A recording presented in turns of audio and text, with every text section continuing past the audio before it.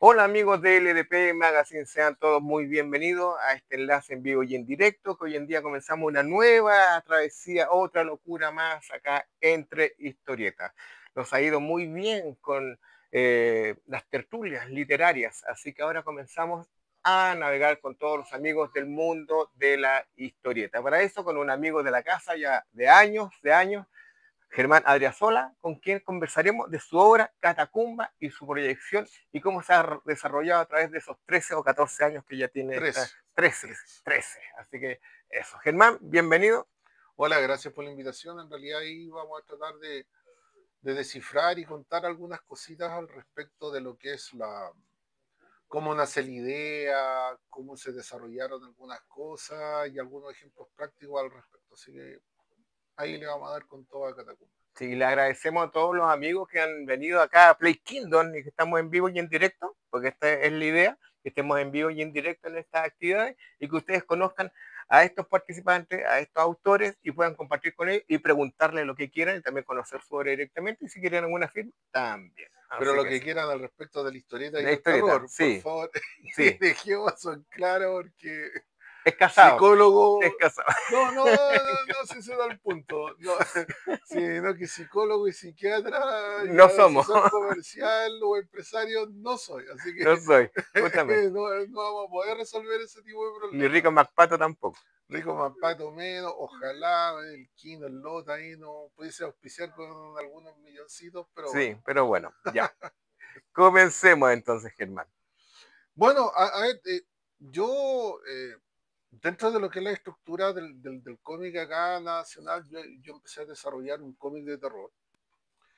Y algo que yo me he dado el tiempo en estas últimas ocasiones es dejar en claro algo que yo veo que está muy confuso para las nuevas generaciones, que son los tipos de cómic. Correcto. Y antes que tú menciones los tipos de cómic, hay que decir, porque muchos hoy en día están desarrollando el género de terror en el mundo de la historieta nacional, y muchos han dejado de un lado que uno de los precursores que comenzó con este resurgimiento fuiste tú, precisamente. O sea, sí, en rigor práctico, hace 13 años atrás, No había nada. la única publicación que de repente aparecía eran las nuevas opciones de Mortis, Correcto. cuando Con Ferrada.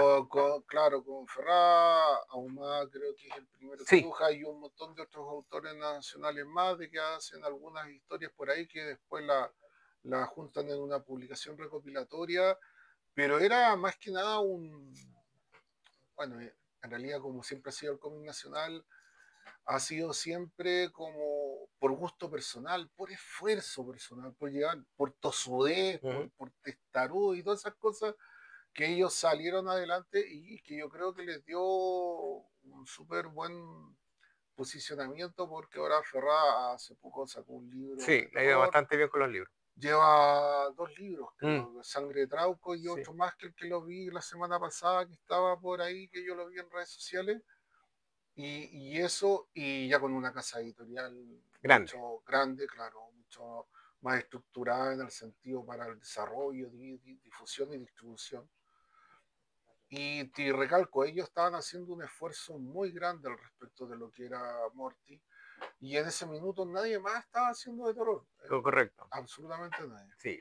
Pero aquí tú tienes todo un concepto, toda una idea que empieza a desarrollar, que ya lo vamos a ver, y que se va un poquito más allá. Pero te digo, tú eres uno de los precursores que comienza con esto. Una cosa ya es seguir la huella de Morty, un personaje muy conocido del mundo Claro. del radioteatro, después llevado al cómic, vuelto a renacer nuevamente.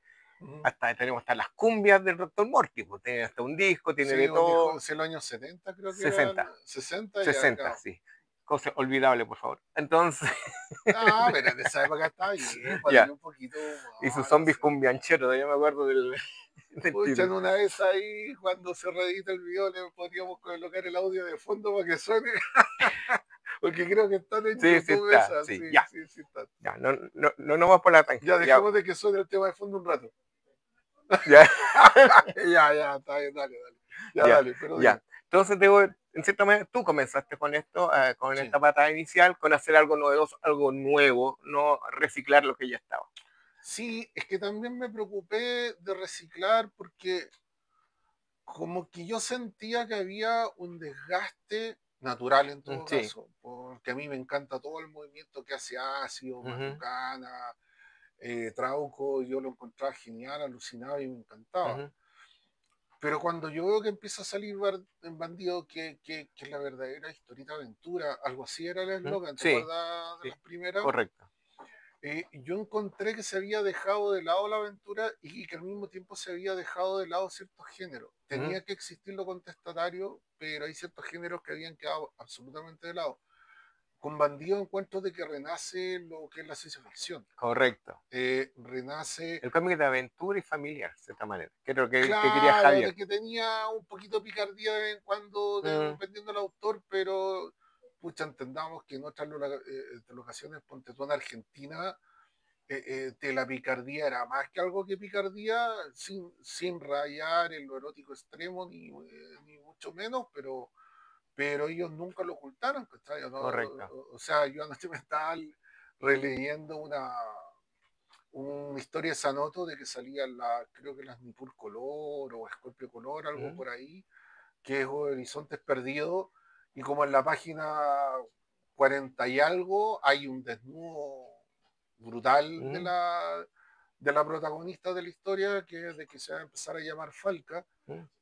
Y si tú te das cuenta, no era algo extremo ni mucho No, menos, para nada, pero sí. era algo natural verlo. Pero Correcto. acá no. Correcto. Es más, te digo, en el seminario que yo estuve hace poco ahora sobre historieta y banda de cine que se hizo ¿Ya? en el, ¿cómo se llama? En el cual debatimos Debatimos crudamente, sí, crudamente, justamente, sí, los invitamos a ver el programa, vamos a correcto, dejar véanlo, acá el el link, link para que lo vean acá correcto, arriba, no sé dónde va a ir, sí, pero en algún lado, al link, sí. de la Bueno, pantalla nos porque salen unos faltó el datos que buenos. cayó, que empezó a decir que en los años 80 el cómic que se publicaba acá, y también como heavy metal y otros, eran porno. Entonces hay una...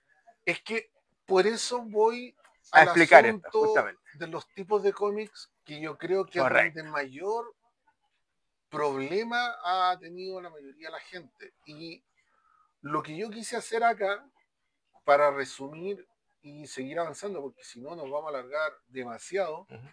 es que en el fondo la mayoría de la gente piensa que la historieta tiene que ver algo más con lo niño, que Así está es. bien, Ujú, me encanta ujú. Disney y todo eso. Yo tenía mi historieta de Tío Rico Macpato, Todos hemos tenido eso.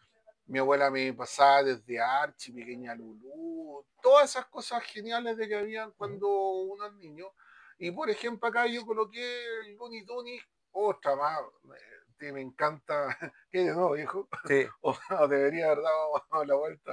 que a mí me tocó escribir para Latinoamérica, lo Sí, único, pues pues, sí, sí, yo pues. me acuerdo de que de que a ti te tocó por lo de los dibujos animados, ¿cierto? No, los cómics, me tocó todos Ah, los cómics, también te sí, tocó, ya, que me llamó Jorge Delano cuando estaban con la editorial ya, Dilaxa y era para toda Latinoamérica. Entonces ya. nosotros éramos los encargados de escribir todo lo que era Looney Tunes.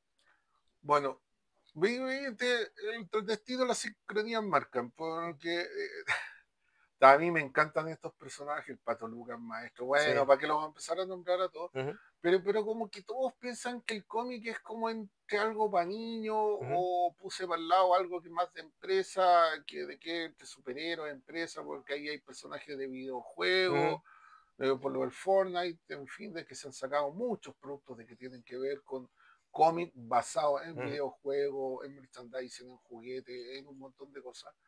El manga, que muchas veces te lo tiran dentro de la misma línea, ujú. de que creen que porque tú ves un anime en la pantalla es cómic y No lo es. no lo es. Hay animes geniales, me encantan varios, Ujú. desde Jet Marte que me alucinaba con su sonido, sus patitas cuando caminaba, o Mazinger en su momento, o Tony Bronson con su eterna no llegar a la Sí. meta, o en fin. El Eliseo Salazar japonés. Así No, le no decía. sea así, sí, no, Así le decía, pues. no, Tony Bronson, maestro. Y el Eliseo también lo hizo súper bien. Y dentro de lo de terror también tenemos publicaciones que a lo mejor no fueron tan conocidas acá en Chile en su minuto, porque son de los años 70 en Estados Unidos, como La tumba de Drácula, Ujú. pero que marcaron una estructura súper fuerte. Dejé varias afuera, no sé, la Eri, la Vampirella, un montón de otras más, Pero también hay otros tipos de cómic, como el cómic italiano, que Dylan Dog, el cómic francés, como el Valerian, de que uno de los clásicos, podría hablar de Largo Winch, un Correcto. montón de más. O el cómic argentino, que es como más cercano al cómic europeo, por llamarlo de alguna Ujú. manera, pero ellos tienen su propia estirpe Sí, al respecto de la historieta, y el Eternauta en este minuto lo demostró. sí. Pero toda esta suma de cosas que uno puede decir que es historieta o cómic, no son lo mismo, No es lo mismo. no son para el mismo lector, no tienen la misma finalidad y son distintos géneros dentro de un área que es la narrativa gráfica, Correcto, el viñeta a viñeta. correcto. Muchos del cómic europeo le debe mucho al cómic argentino, porque gracias a la vía Hugo Prats se conoció y siguió muchos artistas argentinos, guionistas, dibujantes, hacia el otro lado del globo. Es que, ojo, ahí tiene que ver con un arreglo que tiene que ver con que Scuti Escótico. es el gran representante y gestor de venta de la relación entre el cómic Así argentino es. y las editoriales Eura y Bonelli Ujú. en Italia, Sí. que él es el que administraba toda esa parte, inclusive ahora creo que era el hijo o el nieto el que está en la actualidad, creo que el hijo, Ujú. también sigue haciendo la misma pega para Italia desde Argentina, Ujú. y, y claro, Hugo Pratt ayuda, pero ahí hay otros bemoles, porque también Hugo Pratt se escapa, pucha, estaríamos todo un programa hablando aparte, porque él llega mostrando muchos trabajos de lo que hizo en Argentina, en Italia, pero que lo hizo con Oesterger u otros autores, y él dice que los hizo solo y Ujú. va a los créditos de Italia solo. Entonces Hugo Pratt tiene sus bemoles y claro, él llevó lo que a él le convenía llevar. Ujú. Ahora, entendamos que son otras épocas en el sentido de que costaba mucho manejar información, no podemos asegurarlo si lo hizo con maldad o no, pero muchos cómics de él fueron publicados en Argentina con los créditos de Mm. los Correcto. guionistas o de terceras personas, y en Italia sale el crédito del solo. Así es. Es cuestión de googlearlo. Mira el chiste. No, Ni siquiera googlearlo, revisamos cualquiera de la enciclopedia de la historieta internacional y sale. o sea, no, sí, pero estoy pensando que la gente en la actualidad va y lo googlea. Mm. Pero yo por eso te digo, tiene que ver con Scuti, que mete mucho a toda una generación de grandes autores que había en ese Ujú. minuto en Argentina, y que yo creo de que se terminan comiendo al mundo, porque Ricardo Barreiro, Juan Jiménez, Sanoto, Lalia, cuando salen a buscar pega a Europa, se las dan de inmediato. Ujú. Y entendamos que en esa época que te venga alguien de afuera y que te ocupe un puesto en Europa no era tan fácil, Mm. ¿ya?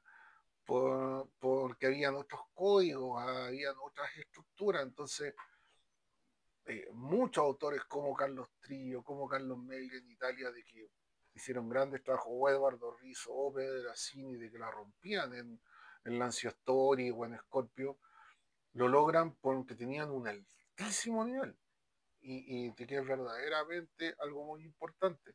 Que paradojalmente en Chile también teníamos un muy buen nivel, pero yo creo que se cometió el error que en Chile se focalizó mucho en el mercado mexicano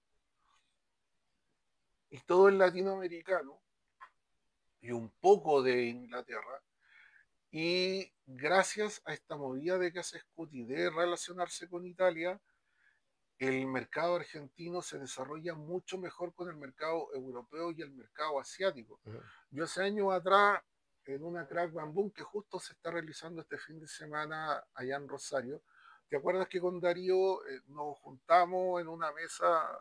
eh, Te digo, cuando estábamos en Rosario, con un representante del de SAFCOM, Ya, que creo que es, uy, no me acuerdo de qué parte ya. de Asia. Ujú.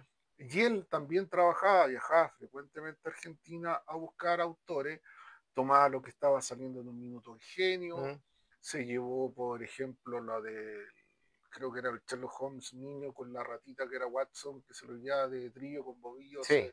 se lo lleva al extranjero y es más conocido afuera que Mm. inclusive en Argentina, y hace un montón de horas más. Y el tipo trabajó con muchas, muchas cosas. Entonces, como que el mercado argentino supo agarrar, por el estilo también que tenía, un mercado mucho más amplio. Y acá cometimos el error de quedarnos muy metidos en México, que se vendía muchísimo en México. ¿No? Como que, de que no, como que a lo mejor acá dijeron, oye, estamos vendiendo, claro, en México vamos a vender 400.000 copias más y a lo mejor en Italia va a ser menos y vamos a ganar menos. Pero el problema está de que la semillita en Italia después te salía en Francia, en Italia, en Alemania, en Bélgica, en Holanda, después no sé cuántos países de Mm, Asia, sí, en Hungría, en un montón de lugares, que al fin y al cabo empezaba a sumar de manera más lenta, pero probablemente a la larga del camino, ellos terminaron sumando mucha más gente y mucha más obra y mucha más cantidad de obras. Por eso es que hasta la actualidad los hermanos del Castillo la hacen muy bien con irse a vivir a Buenos Aires, porque si ellos se hubiesen quedado en Chile, yo creo que a lo mejor hubiesen quedado atrapados como lo fue en algún minuto Marigor, que no quería viajar, como a lo mejor Máximo Carvajal, que ujú, al final no cruzó mucho la correcto. frontera, y como un montón, por nombrar un par, hasta el Paco Jara, hasta hay un montón de autores de esa época. Hay una obra de que no me puedo acordar el nombre, que inclusive logró que el hijo dibujó el fantasma que camina en Bélgica. Pido las disculpas por no acordarme el nombre, que me encantaba Ujú. como entintaba a puro pincel acá. Pero el problema está que se quedaron mucho con el mercado mexicano y latino Ya quiero. y quedaron ahí. Y los hermanos del Castillo, sé yo que estuve hace poco en Argentina, le brindan pleitesía gracias a Jorge Pérez del Castillo y todo por ser uno de Sí, los forjadores de la Escuela Latinoamericana de Historieta, que es la escuela más importante. así es, sí. Es por lejos la más renombrada y a los que todos más quieren. Entonces, y digo, es reconocida en Brasil, es reconocida a nivel América, ¿verdad? Como una de las mejores. Entonces, donde ahí dentro de los gestores está este, Junta Brecha, y el otro es, ay, que son tres, Hugo Pratt, eh, Arturo Castillo y en el fondo Brecha son los tres que parten y ahí sale toda esa camada maravillosa de Sanoto, Juan Jiménez, Eduardo Rizzo, Todo eso. Lalia, que todos Mm, pasaron por ahí, correcto. todos. Todos pasaron. Pero Sí. bueno, ya no fuimos por otro lado, pero bueno. Sí, no, pero qué bueno que nombraste a Mario Igor, porque Mario Igor en realidad se lo estaban peleando al extranjero. Él no quería irse. Cuando estuvo Disney acá en Chile, habló con él, se lo quería llevar también para su equipo de ilustradores y de fondos, principalmente por lo que me comentaron, de background, y no, dijo que no, no se iba de Chile aquí que allá. Claro, Y le se fue ofrecían una y se fortuna, quiso cosa ir. que era muy raro entonces. Bueno. Es que yo creo que Mario Igor era de otro nivel, Mm, pero triste porque yo creo que igual si hubiese tenido un mejor representante tal vez, él sí necesitaba un representante. sí. Si hubiese tenido un buen representante, yo creo que lo hubiese manejado mucho mejor. O sea, lo que hicieron ya en España, sus publicaciones, todo. No por nada, los Tres Mosqueteros y un montón de otras publicaciones chilenas la rompían en Inglaterra y en toda Europa. Sí, O sea, en toda Europa eran publicaciones de lujo. Y sí. acá yo creo que con suerte vimos una reimpresión y que está medio Entre morir y saltando. medio a morir saltando. Sí, es lo que había, lamentablemente. Porque es imposible conseguir de nuevo lo original. O sea, no es culpa de la editorial de acá, No, para que no se no, no, no, no, no, malentienda, no. Sí, sino porque en el fondo hubo que rescanear cosas, hubo que recuperar un trabajo que no debería haber sido así, sí. pero, En resumen, para que pero tengan bueno. idea, muchos de estos trabajos, inclusive aquí en Chile, también pasaban cuando se entregaban los dibujantes el trabajo a la editorial, al periódico o al que sea.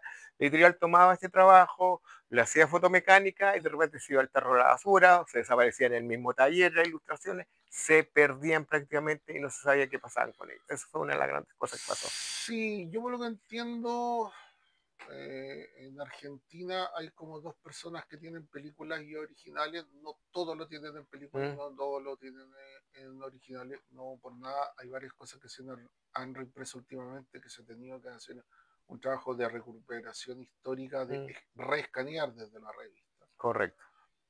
Y en el fondo es triste porque hay grandes obras que cuesta mucho pensar en que se van a reimprimir y que deberían ser reimpresos, Así es. porque son de altísimo nivel. Sí, por ejemplo, Temo no, yo estuve muchas veces en su casa y Temo estaba fotocopiando de algunas revistas, páginas completas que él había dibujado, porque no tenía los originales, lo sacaba una fotocopia, o sea, lo limpiaba con tempera blanca, la volvía, ¿cómo se llama?, a retocar, volvía a sacarle una fotocopia y volvía a hacer el mismo trabajo y otra vez, porque no tenía el original hasta que le quedaba más o menos decente o lícitamente lo volvía y lo dibujaba de nuevo. Sí, triste. Es que también en esa época hay que entender que los 60, 70, bueno, las fotocopiadoras tienen su buena acá en los En 80. los 80. Antes se tenía que sacar todo película y Mm, fotomecánica y placas fotográficas. correcto. Las placas fotográficas no eran baratas en el sentido pensando que, o sea, no es que fueran prohibitivas, pero entendiendo que si tú como artista yo no creo que hayas tenido la plata, por muy bien que ganara ahí en Sí, esa época, porque se ganaba muy buena sí. plata, como para estar mandando un estudio a fotografiar y fotocomponer y guardar películas de todo, Es yo lo complicado. veo muy, muy difícil. Sí, pues ya, continuamos. Pero bueno, avancemos. Solo quise mostrar algunos ejemplos de cómics de terror de todos los tiempos, que es lo que vamos a terminar acercándonos el día de hoy. Para mí uno de mis favoritos, páginas que se hicieron por parte de Marcelo Frusine en la Hellblazer, o más conocido por algunos por John Constantine. Estas páginas en blanco y negro son una maravilla. Mm, Creo que en Europa fueron publicadas en una edición especial, creo que en Italia o en Francia en blanco y negro, pero me encuentro que son de los mejores trabajos que hay. Y siempre el cómic de terror, más allá de gustos personales, ha tenido grandes autores. No por nada Frankenstein lo hace un gran Bernie Wrightson, lo hace increíble y demuestra con una técnica prodigiosa y al mismo tiempo con la pluma más barata y con un papel de buena calidad, eso sí, para que no se quemara y no tanto con el existe. Sí. tiempo, pero él dijo voy a hacer la mejor obra posible con una pluma normal de todo el mundo y hace un trabajo Hermoso Frankenstein. casi silográfico, Mm, bueno, de muy alta calidad.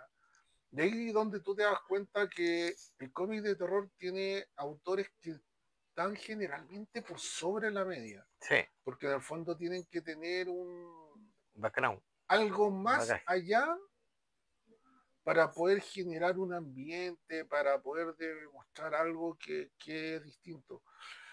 Tumba de Drácula, que es algo que yo en algún minuto, no es que me la saltara, pero yo la encontraba buena, pero que este último tiempo la he estado ¿Cogiendo?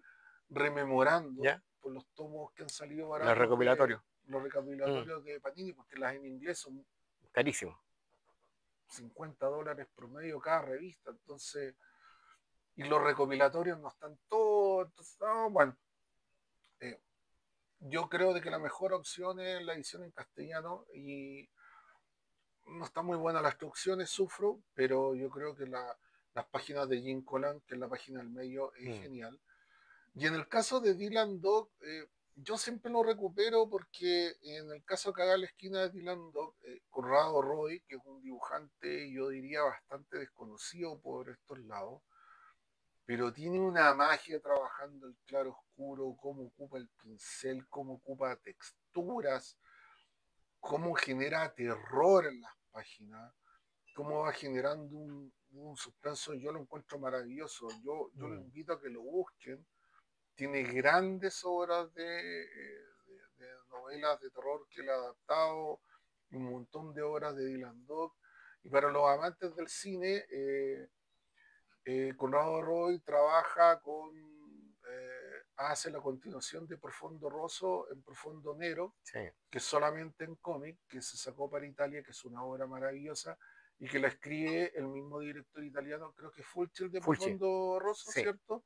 Sergio Bueno, Fulci. él escribe el guión para Profondo Nero y en el fondo es una joya perdida y que me encantaría verla publicada en estos lados y en otros idiomas porque yo creo que es una verdadera joya de la historieta. ¿Te acuerdas que aquí en Chile llegó mucho Dylan Dog en un En minuto? un minuto, sí, de Estaba las lleno, ediciones que lleno, lleno. estaban, fueron todos los retazos de lo que Mm, remataron de España, estos tomos grandotes, que estaba eran lleno aquí. publicaron como 12, 14 Sí, tomos, una cuestión así, a un precio bastante muy barato, asequible. justamente. Sí. Y por desgracia la gente no enganchó mucho. No, para nada. No, yo después los vi tirados en San Diego por mucho tiempo, los tomos Y, de Dylan Dog, y nadie lo pesca. y me arrepiento de no haberlos comprado Sí, en su sí. minuto, como tampoco compré en su minuto cuando estaban rematando esa nota, porque de repente te falta plata, no Sí, siempre pues, sí, es tenés toda verdad. la plata para comprar. Sí. Oye, y Y fue triste. malito, sí, y malita la película. Entre paréntesis, malita la película de Dylan Dog. O sea, yo prefiero más la película apócrifa italiana, que no lo llaman Dylan Dog, pero sí lo hacen con el Esa actor. no la he visto. Es un clásico, creo que es del 74, 76, que el mismo actor en que se basan para dibujar a ¿Ya? Dylan Dog, que siempre se me olvida el nombre de este actor italiano, Ujú. se presta para hacer esta película en que está en el cementerio y tiene su Volkswagen rojo. Y Ya. claro, le cambian los nombres porque no están aceptados. Es una película Ah, pero apócrifa, sí. Sin derecho de autor. claro, pero yo encuentro que tiene momentos súper lindos y tiene ese típico terror y gore de los años 70, 80 con unos detalles muy buenos. Así es. Yo lo recomiendo que lo busquen por ahí y a la memoria me falla del nombre del actor italiano en que se basan siempre para Dylan Dog. Pero bueno, ya me iré a acordar o por último ahí Google siempre ayuda. Nada más. Ya. En lo nacional, para ir cerrando, Morty es el que la lleva. Ujú. Claramente, Morty nace de un radioteatro desde el año 45, eh, donde su autor, Marino, Juan Marino, hace genialidades. Sí. Parte de una manera que era como relatar historias de terror, donde había un presentador tipo Cuentos de la Cripta. Ya después como que el personaje empieza a intervenir un poco más en la historia.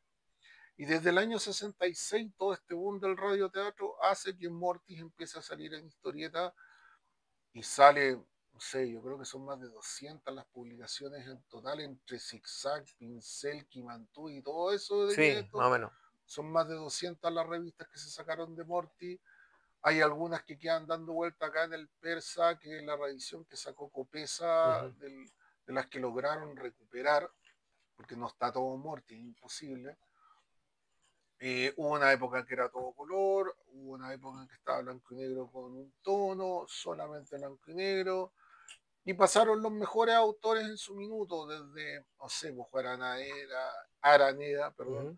Máximo Carvajal, Manuel Cárdenas, Santiago Peneilillo, Manuel Ahumada y muchos más, y donde gran parte de los guiones lo hace la señora de Marino. Ah, buen dato. Sí, ella es la Eva Martinic, creo que Ujú. se Ya. llama ella, sí, ahí está, la Eva Martinic, es quien hace gran parte de este trabajo de coordinar y de escribir gran parte de los guiones. No por nada, de repente en algunas Mortis sale el nombre de ella. Mm. El crédito escrito dentro de la primera, segunda o la última página, que es cuando de repente metían la firma de los dibujantes, Ujú. porque no los dejaban meter la No, firma pues no al parecía. principio. Era un producto y ellos querían que Correcto. fuera producto como tal, pero en el fondo venían grandes autores de ahí. Y la otra que yo siempre nombro, y que es el dato a lo profesor Rosa, Sí. que el Jinete Fantasma, que fue una revista de la editorial Zigzag de acá, que tuvo muy buena llegada y que se llevaba y se vendía en Muy México bien.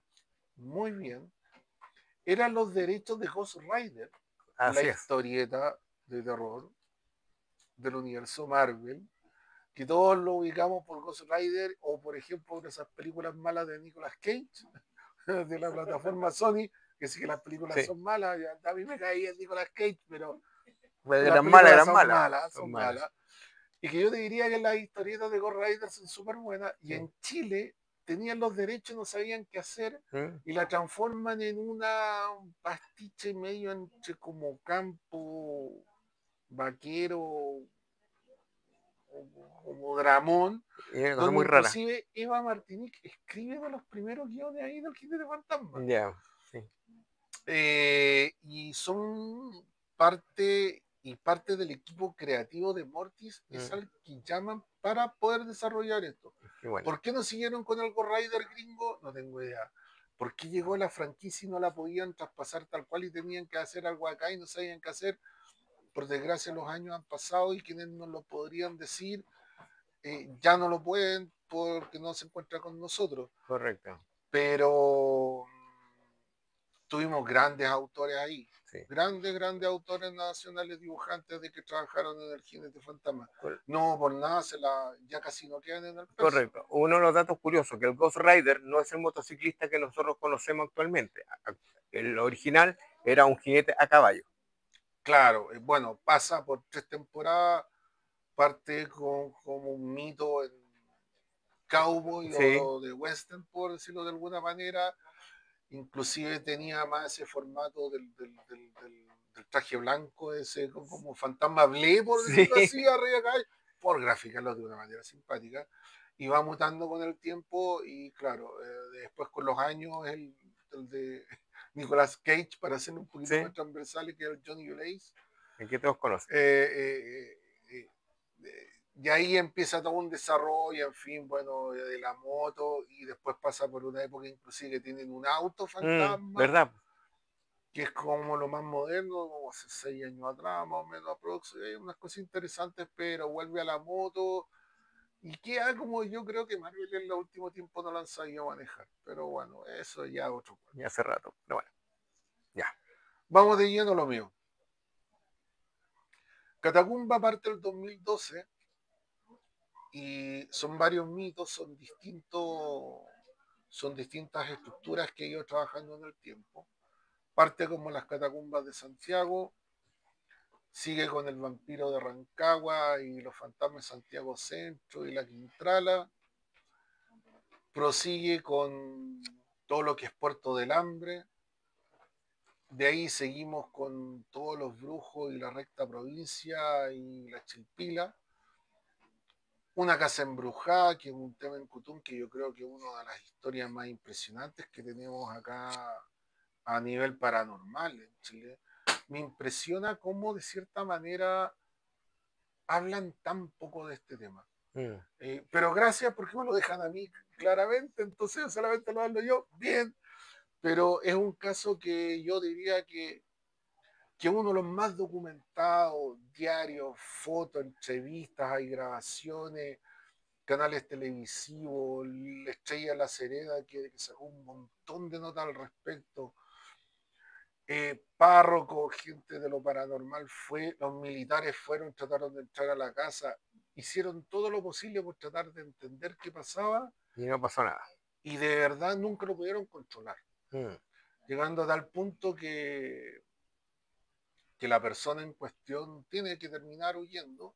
ujú, Y como un dato anecdótico, y esto lo pueden buscar, hasta hace poco en YouTube había un video donde unos chicos van con una cámara ujú, a la casa, entra ya prácticamente varias murallas caídas, pero por lo menos tú podías ver el terreno donde estaba ubicado, con la tecnología en el sentido de que con un celular grabando más o menos decente ujú. todo eso. Y estos cabros suben el video y cuentan, como decía mi abuela, las malas lenguas, que el video ahora ya no está en YouTube y que pasaron ciertas penurias y que por algo lo tuvieron que bajar. Entonces parece que ese terreno sigue estando bastante eh, maldito, por decirlo de alguna manera, tal vez. Mm.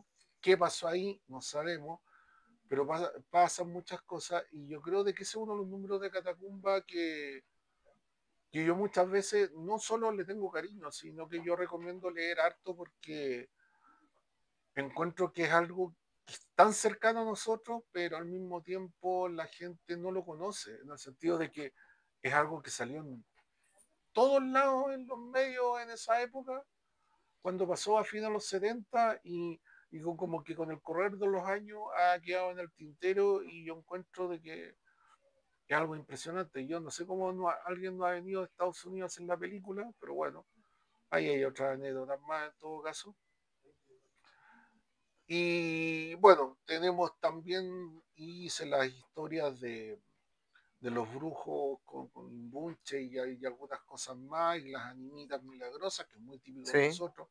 Uno pensaría que no, pero ponte tú los mexicanos que tienen una fuerte cultura religiosa católica, y yo creo que nosotros tenemos más animitas que cualquier país religioso latino. le han dando vuelta ahora, claro. Y también desarrollé la historia del diablo, que es en el número aniversario de los 10 años, Ujú, que en el fondo es porque paradojalmente Chile la visión del diablo es bastante de acá y bastante particular, ujú. porque nosotros tenemos, si tú le dices el diablo a alguien en Estados Unidos, en Europa, en cualquier parte del mundo, se va a imaginar al tipo, al de rojo, en el infierno y con los cachos, ¿cierto? Sí, Pero acá en Chile tenemos una relación bastante distinta, bastante marcada por quién te hacía surgir, quién te pasaba la plata, quién traía en un carruaje el cofre y te entregaba las posibilidades de salir adelante, pero que de alguna manera te iba a cobrar correcto. con el alma. Ahora eso se llama fondos concursables. Ya. No, que después no te van a dejar, ¿viste? Y después, ¿por qué no te dan los fondos concursales? Ya la maldad ahí, pero bueno. Y de cierta manera, yo creo que lo que reúne a todo esto, y que es lo más para mí importante porque da la base, ¿ya? Que es entrar a hablar de algo súper desconocido y que la gente cada vez siento de que olvidado como estructura que son las catacumbas de Santiago, Sí, de ahí nace todo. que de ahí nace todo, el nombre de la publicación y por qué lo quiero escribir y todo eso. Dale. Con respecto a las catacumbas de Santiago, para hacer un resumen, porque podríamos estar hablando demasiado, son como varias patas las que lo forjan, este mito. Uno, que en rigor técnico, cuando Pedro Valdivia llega al valle, ya habían hartas instalaciones y cosas hechas acá en el valle. Santiago está construido sobre una ciudad. Exacto, que era como el último reducto inca, y nosotros teníamos en esa época, creo que se dice Quipú, si mal no me Ujú, recuerdo, me puedo equivocar, pido la disculpa si es así, que se ubicaba justo donde está la plaza de armas donde estamos nosotros, correcto. que era el lugar de ofrendas, saludo y mantener el nombre al sol por medio de cómo entraba a esta área Sí, que estaba toda rodeada de cerros. Entendamos de que a nosotros ahora nos cuesta ver los cerros porque tenemos edificios, porque vivimos en un piso 13, porque eh, tenemos el Costanera, hasta la Torrentel y un montón de cosas más. Pero en esa época, si no tú había te nada. pones a pensar, no estaba nada de esto. Había un camino marcado, de que era el camino del Sí, Inca, que llegaba hasta un poquito antes de Talagante. Había otro que llegaba un poquito más en la extensión hasta la Plaza de Armas. Ahí está el Quipú. Ya habían desagües, habían un montón de trabajo de estructuras como para poder tener este sitio que tenían correcto. los incas de que era el último punto, y que ellos llegaban hasta acá también porque nuestros indígenas, los grandes mapuches, los mantenían a los incas a A raya hasta raya, acá. correcto. ¿Ya? Y es Y bien cabalístico también. Recuerda que Cata Shop también hizo un programa con nosotros especial sobre este tema, de esta ciudad acá que se encontró en la Plaza de Armas, no me vaya a prácticamente. tener que poner el link acá Sí, lo voy a colocar porque con la Cata Shop es muy interesante todo esto que dice que totalmente tiene que ver con la cábala, la posición en que están construidas las ciudades, por dónde entra el sol, por dónde se esconde. No, es todo un trabajo, no es que llegar y decir, ya, vamos a formar una ciudad aquí, no, es la cosa era mucho más profunda que eso. Así que, Sí, de cierta manera el Quipú ya para los incas tenía una posición astrológica muy definida, así es. que con un cálculo muy exacto por donde entró el sol. pucha, hace años atrás yo vi un mapa que lo hizo, me acuerdo, estaba guardado en la página en el blogspot de Urbatorium, Ujú. y por desgracia ese blogspot ya no existe más. La persona que lo mantenía lo bajó, lo traté de contactar, no quiso hablar, una pena. Y de cierta manera mostraba exactamente el cálculo, la luz a la hora que entra en su máximo punto cuando se ve el primer rayo de sol en base a la estructura, los grados y todo, donde pegaba en la plaza de armas, que es donde estaba el Kipú, Ujú. y donde en rigor debería estar abajo las pocas osamentas que existen de Pedro Valdivia cuando las recuperan, Así se dice. Sí. ¿ya? Que de cierta manera tenía que ver con un ángulo tangencial donde fue puesta la primera vez la estatua de Pedro Valdivia, porque el lugar donde está ahora no es en el que se puso la primera vez. No, es distinto.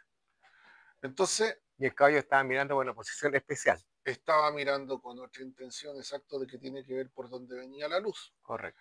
Entonces, toda esta estructura, cuando llega por primera vez al Valle, Pedro Valdivia dice, no hay mejor lugar que para fundar los espacios, acá tenemos la pega hecha bien adelantada. Correcto. Y es un poco lo que se ve en este mapa, que uno de los tantos que recuperé, más o menos cuáles son el dibujo, Sí. Estructura. con la típica cuadrícula Mm.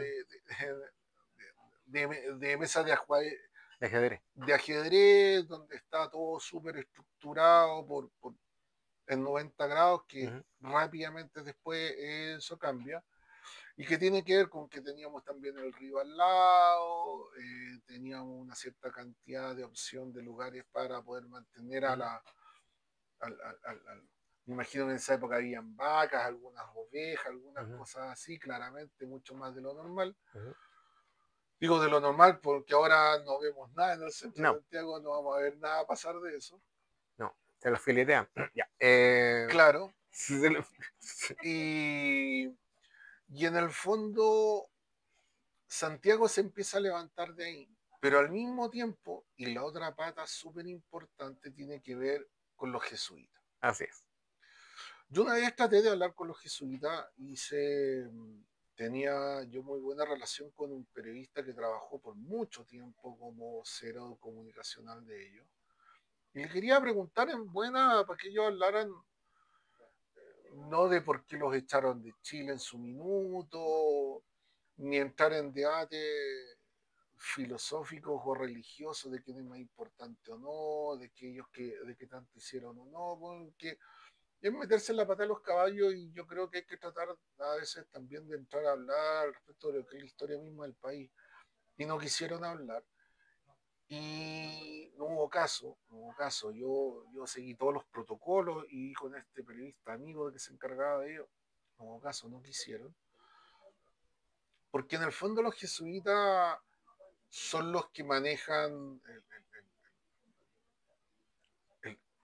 Templo de Santiago, en el fondo el centro, por Mm. donde se manejaba el diezmo, por donde se manejaban las platas, por donde Ujú. se guardaban los mismos fuentes de ingreso, entendiendo de que en esa época había una dualidad muy fuerte entre gobierno y religión. Mm. ¿Ya? No, no, no, no, no, no había un gobierno que no tuviese algún clérigo, sacerdote, que marcara ciertas directrices en muchos aspectos de lo que era, de lo que se quería gobernar. Entonces, los jesuitas son parte importante. Ellos claramente hicieron y ocuparon gran parte de estos túneles y estructuras que habían ocupado los incas, y empezaron a trabajar mucho más. De ahí es donde nacen las catacumbas de Santiago. Así es. Como la foto que estamos viendo acá. Exacto. Y la iglesia de Santiago, donde la conocemos ahora nosotros en la esquina de la Plaza de Armas, no es donde primera vez estuvo, en Mm. realidad se quemó y se botó y se levantó alrededor de 3 o 4 veces. Así es. Antes estaba más cargada hacia la parte donde está el antiguo Mm. Congreso. Eh, De ahí que una de las salidas que se sabe que existe de las catacumbas da al patio del Congreso, porque el mayor uso que se habla al respecto de las catacumbas de Santiago era para agarrar el diezmo y llevarla a las distintas locaciones donde ellos guardaban la plata, que una estaba en la calle que ahora se conoce como Portugal, creo que esa era la hoyería, me puedo equivocar, Parece. pero bueno, que es la calle de actualidad de Portugal, la otra donde está ya más para el centro, donde está de la calle San Ignacio hacia adentro, de que habían otras locaciones, y había otra más por la pasada que donde un tipo recuperaban el diezmo, bajaban por estos túneles y un día hacían un recorrido, otro día hacían otro recorrido, porque igual no faltaban ahí los pillos que trataban de hacer sus excavaciones para tratar de asaltarlos en el túnel y quedarse con las cosas. Y el corredor central generalmente o iba o por Ahumada o por Estado, llegaba hasta el otro corredor central que iba por donde está la Alameda en la actualidad, y donde gran parte de eso es lo que se ocupó para armar el metro. Así es. La estructura del metro está ahí. Porque la estructura del metro, gran parte de eso está ahí. Y había otra parte, un corredor lateral que daba hacia el puente de Calicanto, para poder después cruzar, y allá deben haber tenido claramente otras salidas y otras locaciones para guardar las platas. Sí. Pero en el fondo los jesuitas tenían todo este sistema, y que Ramón Pacheco, de cierta manera, en este libro del subterráneo de los jesuitas, que es de 1878, lo ocupa para contar una historia que para algunos dicen que es una novela lo Dan Brown, por decirlo de Ya. alguna manera, que ocupa cosas reales, pero que las adorna con un caso de la muerte de una persona, y porque muere alguien y llega la mujer que recibía todas las platas, pero en el fondo estas platas no estaban, estaba al paraíso creo primero, después se viene a Santiago, viene esto, y ella tiene que empezar a ver qué había pasado. Y bueno, en el subterráneo los jesuitas cuentan un poco eso, si mal no me recuerdo, ahí la Cata Nos puede ayudar. nos puede ayudar. Aló, Cata. Aló, Claro, aló Cata, sí. como ahí telefónico estoy viendo, ¿no? Sí. Creo que sí, pero para chequear solamente. Sí. Y es un libro bastante denso, pero al mismo tiempo la gracia que se encuentra en internet, en esta página histórica que tiene un montón de material importante de Chile, yo digo que lo tiene digitalizado, lo puedes leer ahí, y en el fondo Ramón Pacheco hace una pega bastante particular, porque te empieza a nombrar dónde están las bajadas, cómo se conectaba alguna de las salidas, donde está ahora el Museo de Arte Precolombino, en la Sí. esquina. Te empieza a contar un montón de cosas. Y al mismo tiempo que hace este libro, hace otro libro, que es de la endemoniada que no me acuerdo si es la endemoniada de Santiago, la endemoniada de Chile, que es la que se basa esta teleserie nocturna que hizo creo que TVN, donde Ya. la mina estaba poseída y toda la cuestión, se basa en el otro libro de Ramón Pacheco. O sea, Ramón Pacheco toma temas súper picantes, sabrosos dentro de lo que es la historia de Chile, y con datos muy fidedignos de la época. Entonces, si en ambos libros tiene datos duros tan importantes, ¿por qué vas a negar que existen las catacumbas? Así es. Sí. Ya. Entonces ustedes tuvieron oportunidades de ver hace un tiempo atrás, cuando se está refaccionando el Museo Nacional, que está ahí mismo, al lado del Correo, Ya, ya, sí, sí. quedó descubierto parte de las estructuras de estas Sí, precolombinas que obvio. estaban ahí.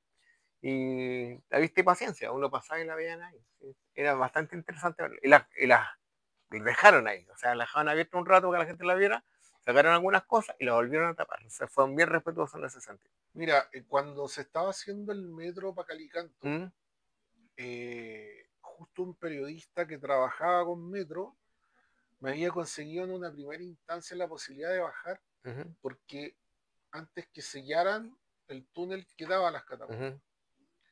porque lo habían encontrado cuando estaban trabajando con la ¿Mm? maquinaria y hay todo un protocolo en todo Sí. caso cuando lo encuentran, porque tiene que bajar la persona, Ujú. tiene que tomar restos, tiene que certificar si hay más restos o no, en el sentido de que si hay osamentas, si hay ¿Mm? vasijas, hay un montón de cosas que tienen que ir chequeando.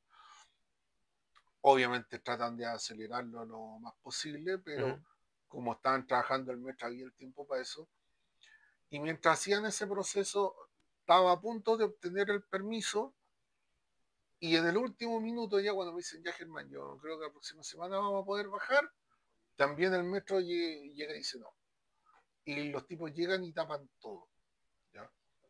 Se dice, cuenta el mito, que en una de las puertas laterales, en estos pasillos largos de las salidas largas que hay del Ujú. metro ahí Calicanto, hay una puerta lateral donde tú puedes pasar a algo que quedó rescatado de las catacumbas de Santiago, pero que nunca dejan de abrir, Ya, o que muy poca gente quiere entrar y tiene el permiso para hacerlo.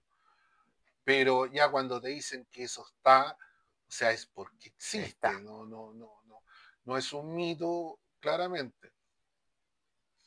Está. Lo otro, las fotos que están acá, yo creo que son,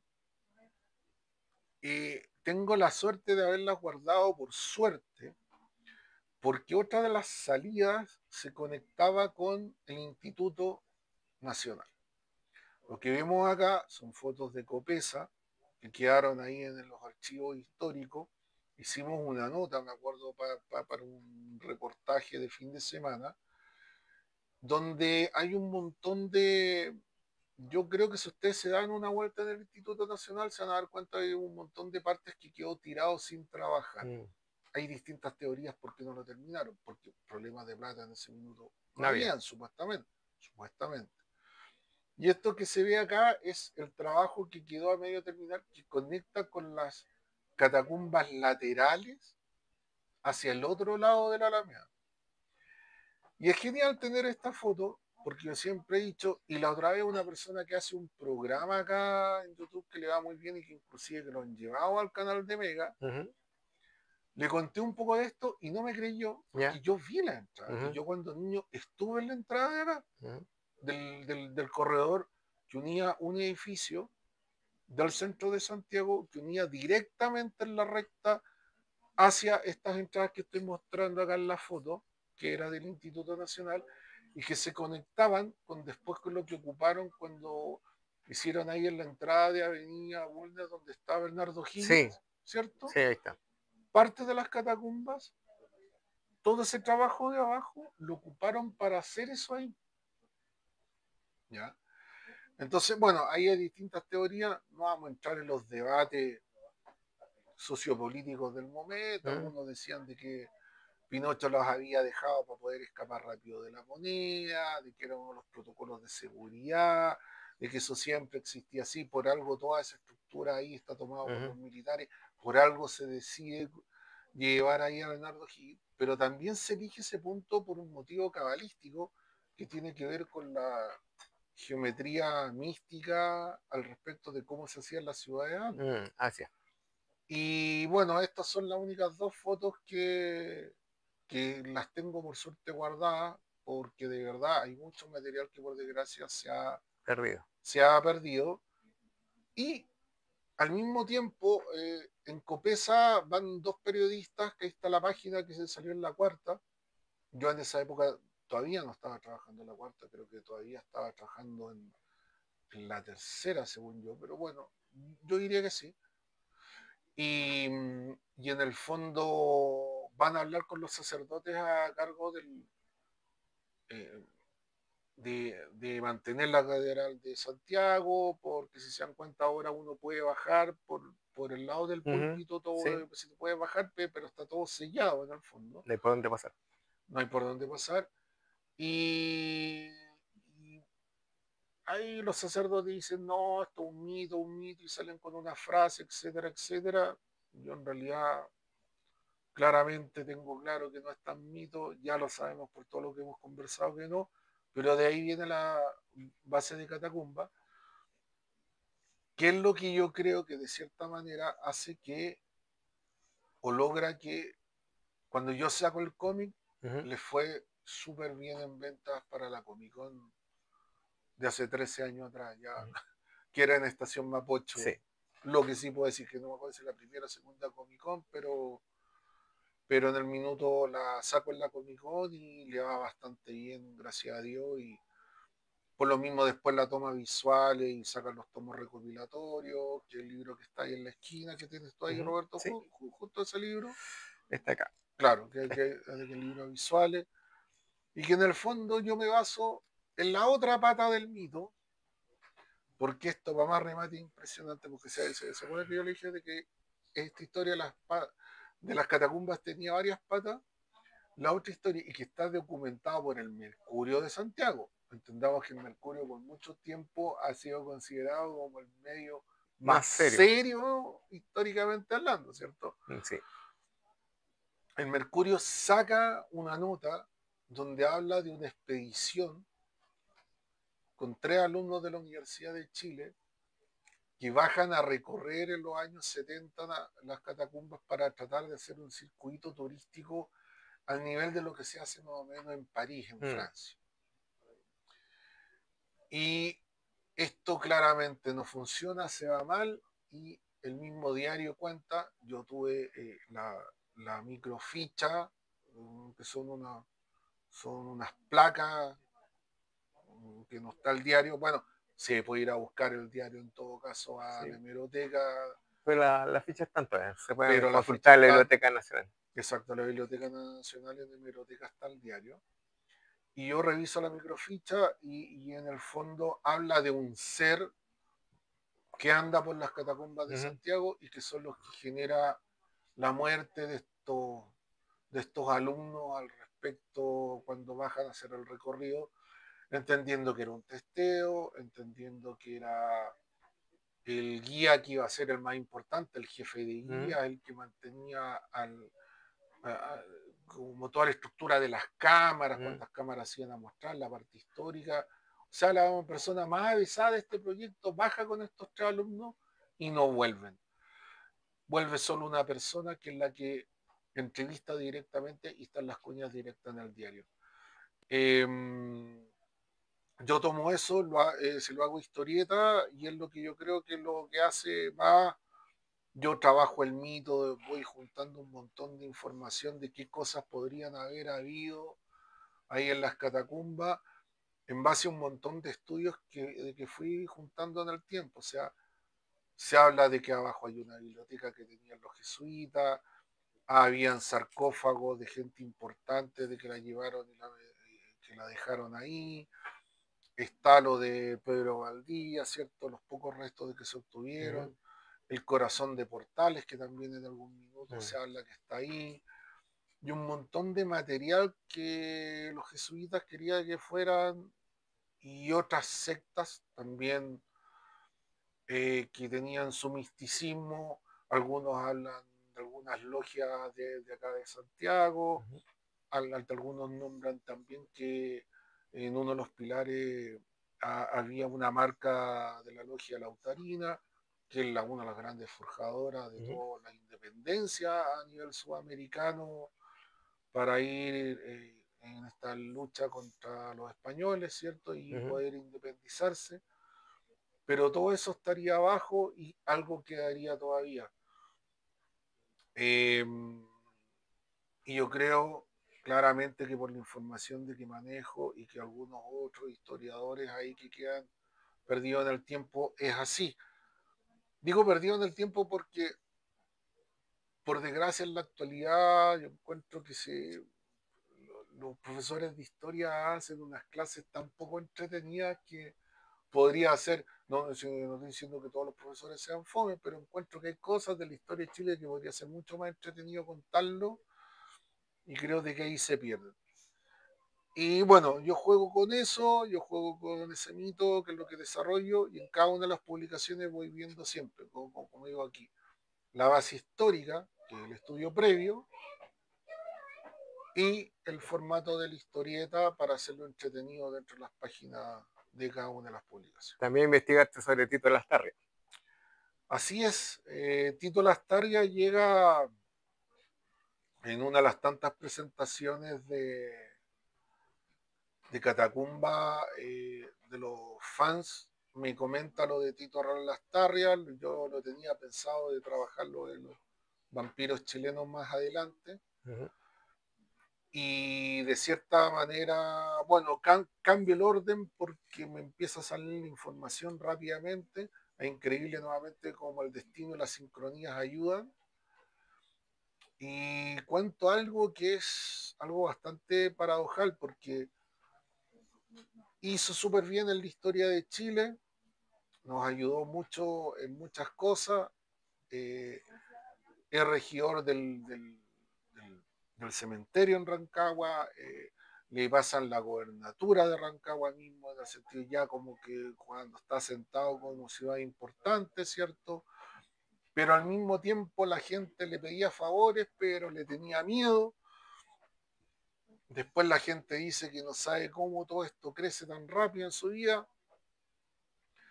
Y empiezan ahí un montón de mitos más que lo hacen transformarse en algunos como que el vampiro porque te iba a cobrar en algún minuto donde te había Mm, ayudado, te iba a cobrar de alguna manera y esa manera era no solo con tu alma, así sino es. que te iba a salir a buscar.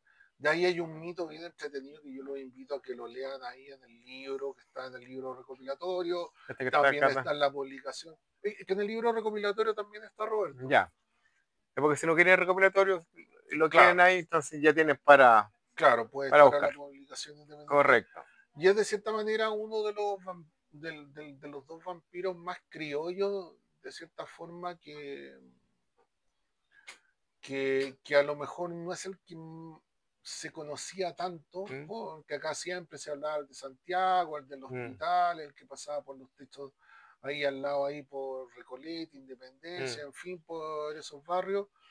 Pero el vampiro Rancagua yo creo que tiene una trascendencia genial porque hasta el día de hoy le van a Sí, pedir favores. favores a la ATU.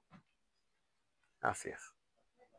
Y es después lo que también yo veo acá de que lo voy contando en formato de historieta por medio de lo que él cumple y hace. Porque, bueno, no quiero contar toda la historia tampoco, pero ahí yo los invito a que lo lean en las publicaciones que he hecho, que lo busquen porque creo que no es solo contarlo en el boca a boca, que es lo que quise yo Ujú. recuperar, sino que en el fondo hay todo un trasfondo histórico que ha ayudado mucho a que esto tenga fuerza y que para más remate, Chile tiene una riqueza a lo largo de todo su territorio que no va solo en el Trauco o el Caleuche, un montón de publicaciones, perdón, de series más que han sido publicados en el tiempo, sino que también estamos llenos en casi cada ciudad importante de un mito que es bastante desconocido y que en el fondo que no quiero que se pierda, que es también la intención que yo he tenido con las publicaciones, que es como recuperar la información histórica, plantearla de una manera entretenida para que no se pierda en el tiempo. Así es. Acá muestro algunos otros de los estudios previos que voy haciendo. Esto es a lo largo de años. Ujú. Voy juntando páginas del diario, salir a sacar fotos, recuperar información que está en internet, ir a hablar con la gente de, lo- de los lugares. Yo en algún minuto fui a hablar allá con el conserje de este edificio céntrico que es Estado 215. Eh, es conversar y dedicarle mucho tiempo a cada uno de los datos de que fui encontrando para hacerlo entretenido en cada una de las publicaciones y que no es algo que toma de un minuto a otro.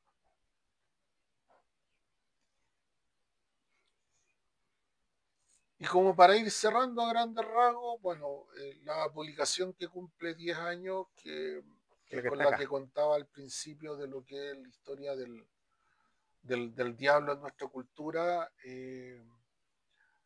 tiene harta información entretenida que yo la encuentro bastante vital para todos los mitos que se han ido sumando con los años, porque para más remate, es increíble cómo de cierta manera la gente con los años toma mitos Lo va sin saber deformando. mucho cómo de dónde vienen ¿Mm?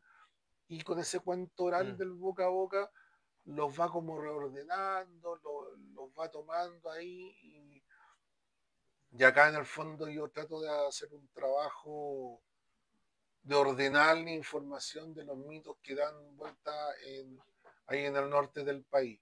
Así Mi es. intención siempre yo es ir tomando en distintas áreas de Ujú, Chile distintos mitos con ujú. distintas estructuras y darle un toque especial. Eso. Así es, sí. Así que ahora ya, yo ya me lo hablé todo, ahora hagan las preguntas, no sé, propone tú, porque ya Sí. creo que ya quedamos Más que claro. más que Los llenitos. campos en Chile en general están llenos de mitos y cosas extrañas.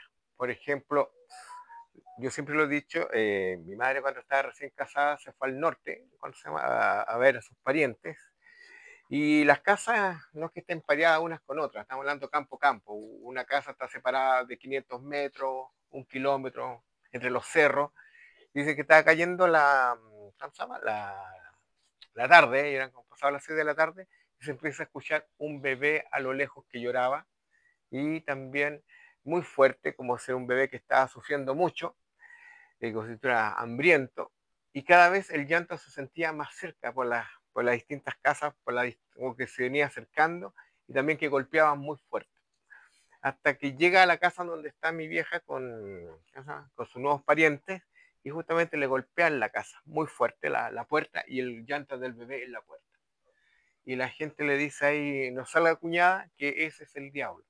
Pasa por lo menos una vez cada tanto tiempo por estos lados. Así que no salga. Dice que era aterrador escuchar el llanto y el golpeteo en la puerta y después eso se traslada a la otra casa vecina que estaba más allá hasta que se pierde finalmente. Esas son cosas que pasan acá y hay muy poca gente la que habla y cuenta esa historia. Así que interesante. Sí, hay Entonces, un montón de historias de ese tipo, como la mesa en el norte que está tomada de la pata porque si se te aparece en la puerta, estáis muerto. correcto, Literalmente, literalmente, sí, literalmente te sí, mueres. sí, Y así un montón de cosas más que uno dice, ya, pero en serio, ¿sí? sí. Hace poco contaban que la mesa se escapó, no ¿Ya? sé cómo, y apareció en otro lado y la persona se murió. Y no Ya, es sí. chiste. Sí, bueno, uno de los parientes también allá también cuenta que, imagínense la casa de Condorito, casa de tierra, cuántas murallas de adobe con madera. Dice que de repente ve que por la puerta, por la 21 puerta, entra un ataúd. La imagen, la sombra de un ataúd, da la vuelta completa por toda la casa y sale nuevamente por la puerta. Sale y le golpea la puerta. Dice, aló, aló, vecina, vecina, sí. Oiga, vengo y sale que murió, por decirte, Juanito, que está mucho más allá. Entonces, recién tuvo Juanito aquí. Son cosas que pasan en todos estos territorios y son esas cosas que se van rescatando a través de la narrativa gráfica, como lo está haciendo en este minuto nuestro amigo Germán acá.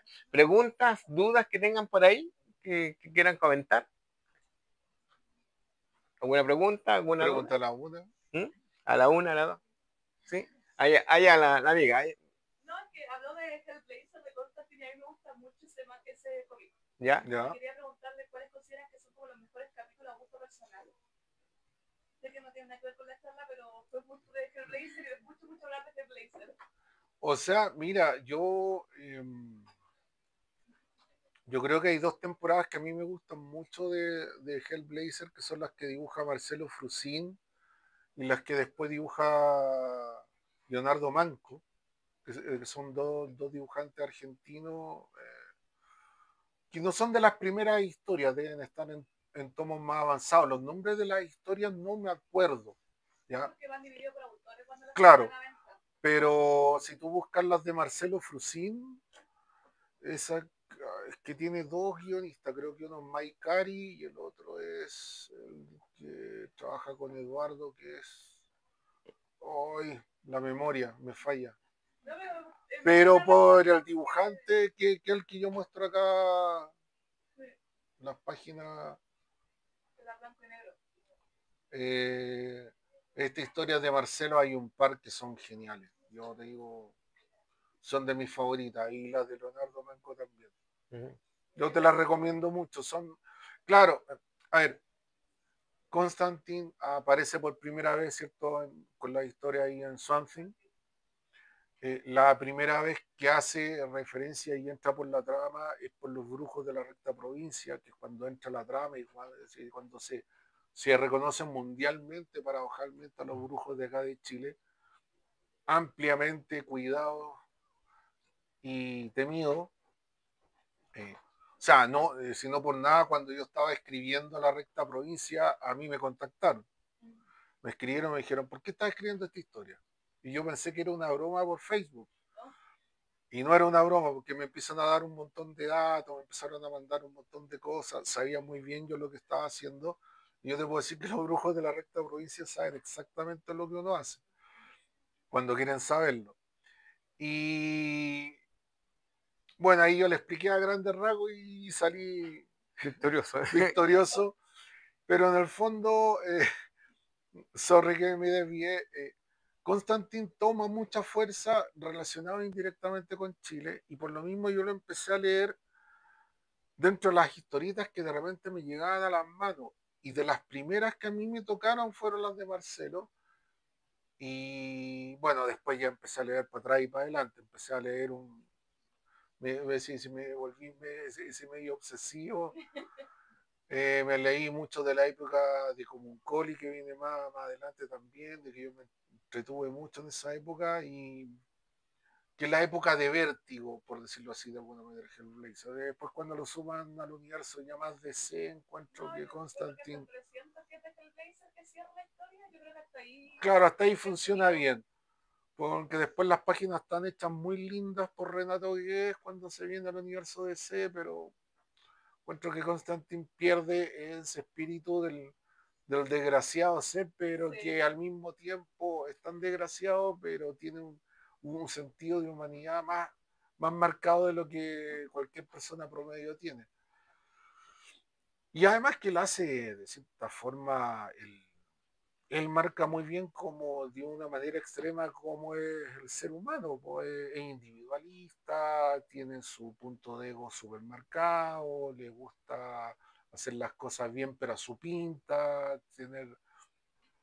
no le importa muchas cosas, pero sí en el fondo no importa el que dirán indirectamente. Y esa es como la gracia de Constantine y yo por eso te digo, te recomiendo mucho todos los que hacen estos dos autores argentinos, lo encuentro muy bueno. Sí, mucha gente no sabe que hay autores latinoamericanos trabajando en Constantine. Como Sí, siempre se van por Brian Nazareno o sobre ella Nazareno el que hace una de las historias con Marcelo, gracias por recordarme. ¿cómo está el otro? Se llama el de Sandman. Neil Gaiman, que escribió un Sí, capítulo que también es muy bonito. Que creo que es el 25, que se llama Brasa. no, ahí no tenía ese datito, bueno, lo voy a buscar. Abrázame se llama. Viene antes de Hábitos Peligrosos. Ya, perfecto. Buen Que dato. el clásico de que lo toman Que para todos la conocen ese película, clásico. exacto, sí. Sí, buen dato, buen dato. Sí. Sí, Colette, pues Muchas Evitó gracias. Peligroso sí, es notable historia. sí. Colette, ¿qué quieres preguntar?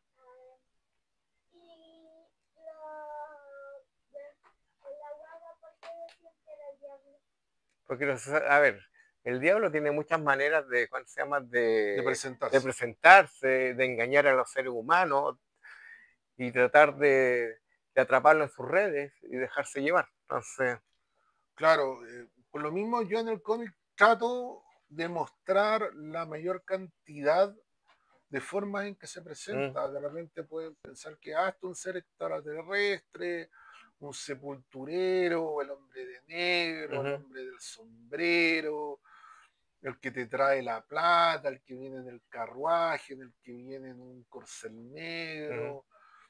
Eh, y tiene muchas maneras que es para engatusar, engatusar, eso, justamente, para engatusar, engañarte y para llevarte hacia el engañar, lado oscuro, para llamarlo de alguna manera. Sí, para engatusar. engatusar. Esa es la buena pregunta. Lo que pasa que en el fondo ahí hay un principio que lo decía, vamos a nombrar uno de los libros que nos hemos estado guardando este último tiempo gracias a los vecinos que son los Sam Rampa.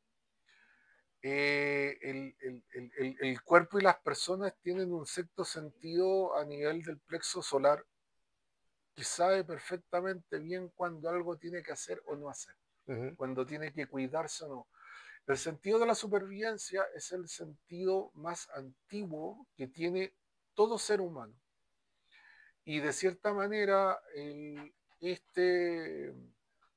esta forma de reacción que tiene el cuerpo, que no tiene mucha lógica, pero que está ligada al subconsciente de las personas, Instinto. este instinto de salvarse es el que de cierta manera marca que si tú sabes escucharlo te va a salvar. No por nada, claro, se grafica con las películas de terror, ahora en la actualidad del sexto sentido, o en estas últimas ¿cómo se llama?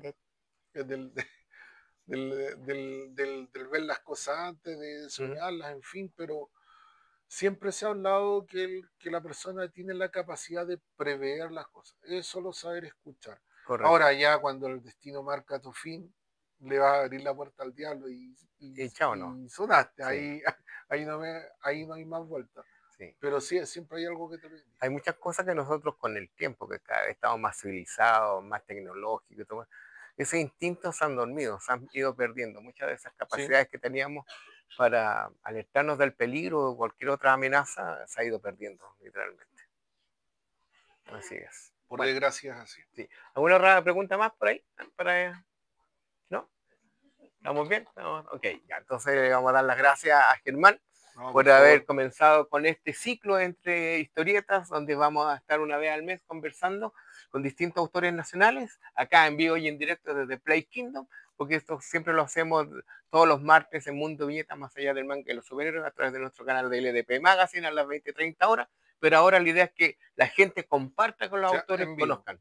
Así es. Así van a poner los aplausos de fondo. Sí, claro, gracias. Sí. Y gentileza de Play Kingdom para nuestro primer invitado. Acá tenemos una polera, así que con mucho gracias por parte de Play. Yo dije, pero falta el pan amasado. Falta el pan amasado, sí. Ando con el pan amasado, así que eso sí. No queda pan amasado, ya. No queda pan amasado. Bien, me parece. Se agradece a Play Kingdom por la invitación y el regalito. Está notable este espacio. Y tal como lo conversé yo la otra vez con el mister del local. Con Alex. Que de verdad este espacio está súper lindo y que ojalá se cuide, que la gente lo aproveche, porque a nivel sudamericano hay pocos espacios así. Correcto. El Nowhere Collectibles en Argentina, en Buenos Aires, y yo creo que acá tiene un poco de esa onda. Así es. Ahora se va a celebrar acá, es un anticipo, pero ya está planificado, el 18 de septiembre se va a hacer una fonda acá al fondo, una fonda ñoñística, así que todos invitados. La fonda ñoña. Ñoña, así que eso, pero bueno, ya. Un aplauso para Germán, por favor, y gracias a todos ustedes que participaron, y así estamos cerrando este primer ciclo, esta primera presentación de Entre en Viñeta de LDP Magazine, Mundo Viñeta, y por supuesto que cuenta con el auspicio de Play Kingdom. Gracias Germán, gracias amigos, nos vemos.